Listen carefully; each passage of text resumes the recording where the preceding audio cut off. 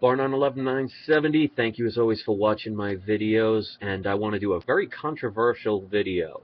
I'm not one of those that shies away from being able to speak my mind, so what I want you to do before you get angry or let your normalcy bias kick in, I want you to just stop and think, use your logic, use your thoughts, use your thinking process. Put on your thinking caps. Divide and conquer has worked for thousands of years because they've learned to be able to get people's emotions, get them angry, and they'll be blindsided and they will not think. So somebody brought up an interesting point. And this is why, even though I was a grown-up Catholic, I had my communion, I believed all the things that I was programmed to believe, and why the past year or so, my thoughts have changed because I've been doing a lot of research. Instead of just believing everything that you're programmed, I started researching things, and I learned a lot of what we're programmed is not what they say it is. And I want you to think about this logically. Again, don't bash, don't hate, don't stop this video to make a comment. Just listen to this and think logically. What you do from there is up to you. I know people want to believe that there's a heaven and there's a hell. That's a very comforting thing. It's a nice story, just like the Tooth Fairy, just like Santa Claus. They're nice stories. But before you get angry and before you get all frustrated and you say, oh, I'm unsubscribing and I'm this, that, and the other thing, I want you to think about this. The powers that be, the top 1% of the top 1%, the people that have access to things that we'll never see, have gotten things that we'll never see in our lifetime for hundreds of years. They have information that we'll never be privy to. If they knew what was really going on, and let's just say for argument's sake, you could take all different types of religions, they all basically come to a heaven if you're good, if you're a good slave and you do what you're told, and hell if you're bad. In other words, if you don't listen to what we tell you to do, you get punished for all eternity from a loving God. If that was really true, the way they say it is, would they really be doing all the evil things, all the cruel things, all the hatred that they're doing to mankind? Because even if they don't pull the trigger, they're causing it to happen. So if there really was the hell that you think there is, why would they be doing what they're doing? If they knew that the short amount of time they'd be on this planet to get whatever rewards they get, would it justify an eternity of a fiery pit of hell if it existed the way you're programmed? Now, I know people are going to get angry about that because people don't like to hear things that they've been programmed and have to change their life or rethink it. And that's fine, I can understand that. But think of it this way. You were programmed religion, just like you're programmed the government and laws. We all are. Because nobody is born, and when they come out of the womb, they speak to whatever God they are that is in charge, whether it be one God or 10 gods, depending on what religion you believe in or what century you come from. So everything that you've learned, you've been programmed by man. And here's the hypocrisy. Let's just say, and watch the normalcy bias from some people, let's just say the word alien, alien life forms. Now right there, some people will say, oh, that's crazy.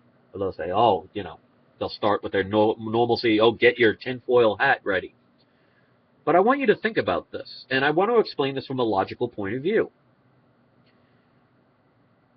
I can understand where somebody could say, well, if you've never seen an alien, well, there's no real proof that there's aliens that exist. I can understand the hesitation of wanting to believe that they're out there.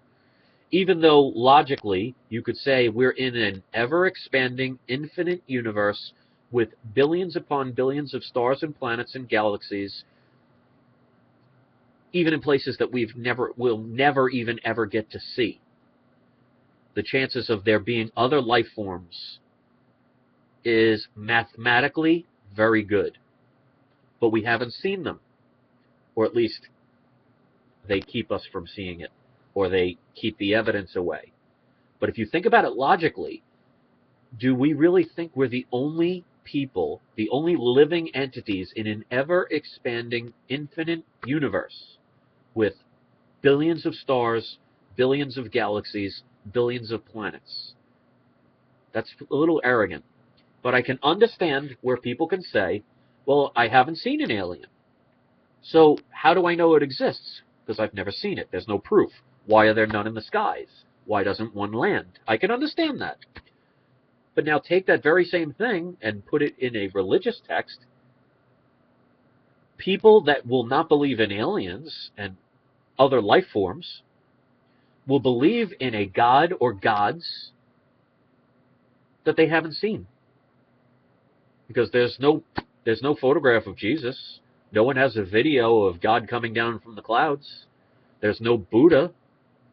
There's no whatever religion you follow. You don't see somebody videotaping Jesus walking on water. But yet they'll believe that to the point where they'll murder other people for them not believing in it and hate someone. Right now, somebody is watching this video and is hating me for questioning, and that's all I'm doing. I'm not putting anybody down. I'm not here to chastise anyone. I'm here to speak logically and using our God-given or whatever given thought, because there is a creator. Because for a creation, there has to be a creator. Who and what that is may not be what we've been told. Maybe it's just consciousness for all we know. Maybe we are God, all of us, because God is looking through our eyes to have his perspective from that particular viewpoint. I don't know. But to say that you're angry at somebody like me for questioning it, there's a lot of hypocrisy in that. And it's worked for thousands of years. I mean, think about the control of religion. If you're good, in other words, you do what you're told, you don't question authority, you don't question the church, you do whatever they say, you'll be rewarded by ending up in some area, section of a cloud, where you'll spend all eternity eating ice cream and petting kittens and seeing all your loved ones and living happily ever after with a bearded man in a white coat. But that's after you die. So that's like entering a contest where you're the 1,000th caller, and you call up and you're the 1,000th person, and you win whatever the prize is. Let's say it's $1 million. And they say, okay, you're the 1,000th caller, you win the $1 million. The day you drop dead, money's yours. Doesn't that sound weird?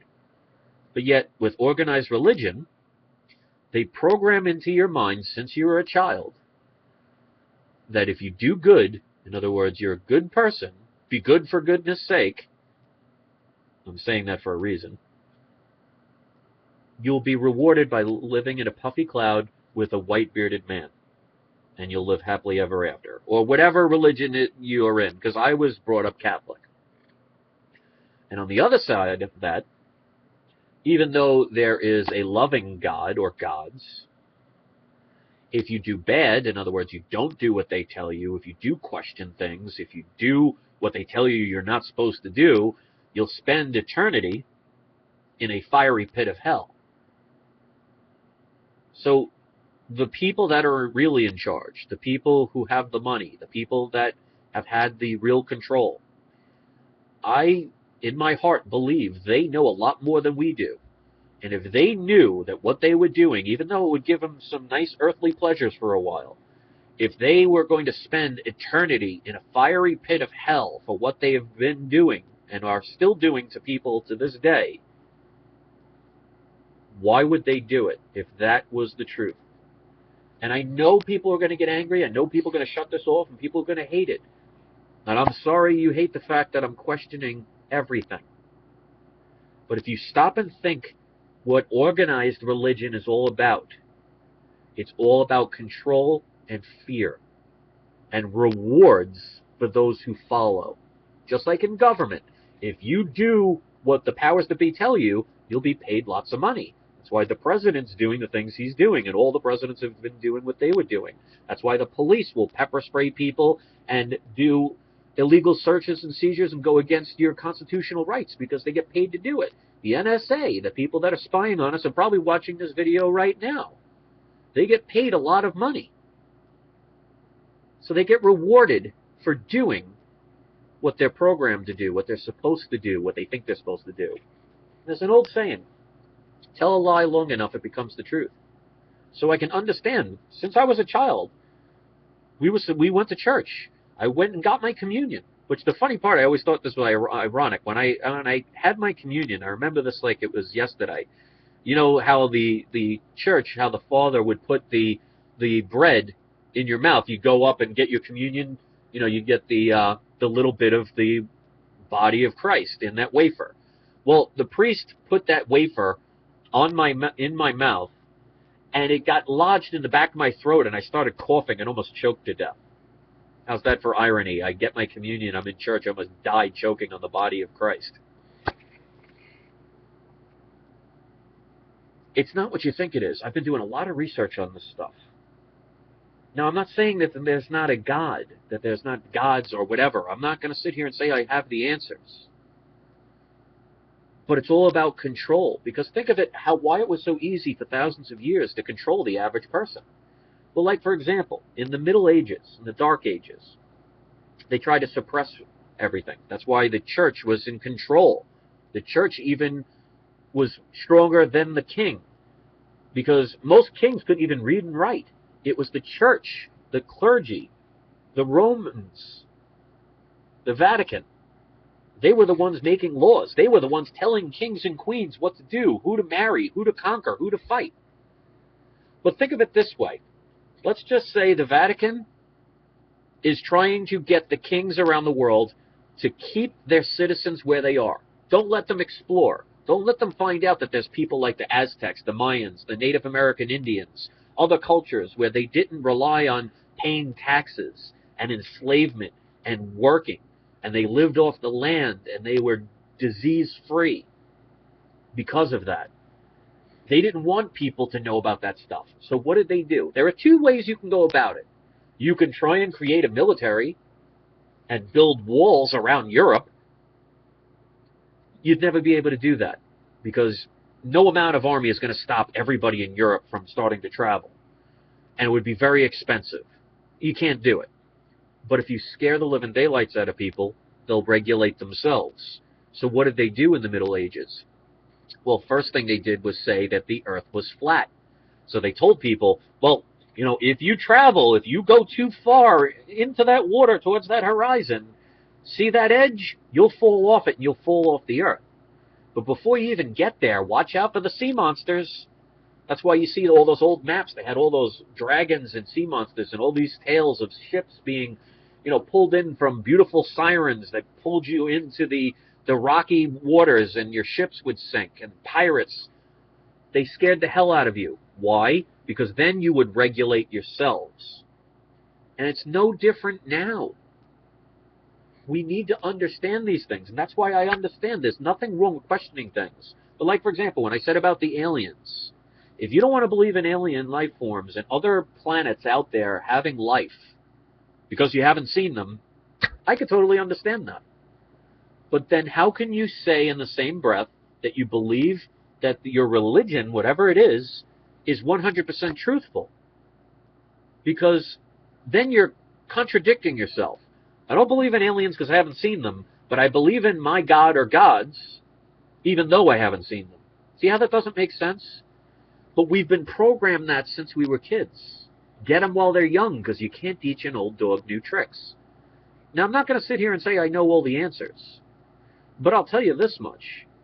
If you think logically, and I've said it in this video and I'll say it again, if the people that know what's really going on knew that what they were doing by all these murders, with all these wars, with all these unfair imprisonments, with all the evil and corruption, with all the money is the root of all evil, remember, in certain religions, if they were doing all this stuff and they knew, because of all the information they had, that they would end up in all eternity in fiery pits of hell, why would they all do it? Not one or two, not three or four, not 100 or 200. Look at all the politicians and all the banksters and all the people around the world that are doing the same thing, causing all these wars. Look at the Vatican, who has more control and more power than you think. is not really doing anything. Well, at least not that you could see. So I understand people are going to hate this. They're going to get angry. They're going to get frustrated. We have to stop that, because that's why we've had wars throughout the centuries. Hate another person because he thinks about a different invisible God than the other person, so we have to kill each other for it. Even though the God that you pray for and the God that he prays for and the God that she prays for, they're all loving gods. They want you to kill each other? How does that make sense? And that's why if you go to a priest or a rabbi or whoever, and you ask them something that's different from what their religion teaches, they don't discuss it. Like, go to a Catholic church and talk about the dinosaurs. How that affects, why isn't that in the Bible? Talk about how the fact that they've proven that the Sphinx is tens of thousands of years older than they say it is, because they actually found that it has water damage on it, which means at one time there was water where the Sphinx is located. They don't want to talk about that. The day we can actually talk like human beings and really research things. And I'll tell you, one of the people that I recommend watching is a guy named Bill Donahue, Bill Donahue. And he's on YouTube, and he does a lot of interpretation of what the Bible really means and how it's nothing but coded messages. Because if you think about it, if you see what's going on in this world, like that person from the NSA who fled for his life out of the country because he knew that they would murder him. Throughout history, if you try and tell the truth, they would execute you. And it was a lot easier back then because there was no internet, there was no radio, there were no cars, there was no newspapers. It was a lot easier to get rid of people like Galileo and even people like, for example, JFK. Even though we had television back then, we didn't have the information than what we have now. Computers get messages instantly. We didn't have that even then. So the only way to have messages is to encode them. And that's, unfortunately, like it or not, that's what the Bible's all about. And if you really research it, and I recommend you watch this guy's videos, because he is one of those people that is doing nothing but fact. And he talks about all the stuff that they talk about in the Bible that actually talks about science. That actually has numbers of the speed of light, circumference of the earth, talking about the temples that were made by no man and has no walls. Well, what are these called? They're called temples. And the story of Adam and Eve, where they talk about how Adam had a ribs ripped from him and created Eve. But if you think about it from what it really meant, is the fact that our bodies are made of light. You know, let there be light. We're made of atoms. So if you're going to make a fictional story up and name a molecule, any name in the world, what name would you give it? Well, you'd call it atom. And if you know anything about how when a sperm hits an egg is a single cell, but then it splits. So what they're telling you is, as a nice story, it seems like there was a guy who got his rib ripped out and a girl came out of it. I'm sure that happens. I'm sure you've seen that in your lifetime. But what they're really talking about is, metaphorically, that life begins with the splitting of the atom. Because single cell has to split and multiply and multiply and multiply to create us, because we are nothing more than light. And that's why even in the Bible, in the beginning, there was light, and it was good. Well, we're all made of atoms. Atoms are nothing more than energy, which is light particles. Think about these things. And I know a lot of people are going to thumb this down. You guys know right now that I'm not too worried about thumbs down. I get them all the time, no matter what video I do. It's never stopped me. And I'm not doing this to create hatred. And if you hate me for the fact that I'm speaking about things, that's absolutely fine. But I'll show you right now, there is no devil. Because I'll make a show right now. If Satan exists, if there is a fallen angel from heaven who is nothing but pure evil and is trying to get the souls of everyone so they can live eternal damnation, Well, I'll say right now, if Satan or a being like that exists, if you appear right now, I will give you my soul with no question, freely, willingly, if you come right now. That'll be my bargain. So, if there's a devil or a Satan, I'll give you my soul right now if you exist. All you have to do is just come here on the video, show yourself.